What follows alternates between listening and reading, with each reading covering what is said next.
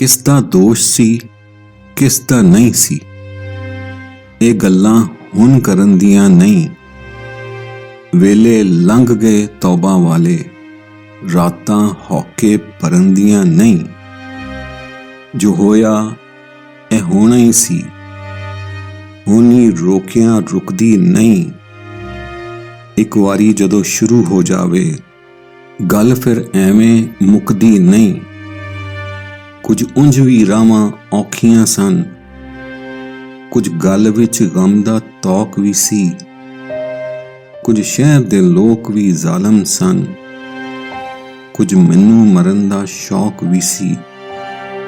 ਕਿਸ ਦਾ ਦੋਸ਼ ਸੀ, ਕਿਸ ਦਾ ਨਹੀਂ ਸੀ। ਇਹ ਗੱਲਾਂ ਹੁਣ ਕਰਨ ਦੀਆਂ ਨਹੀਂ।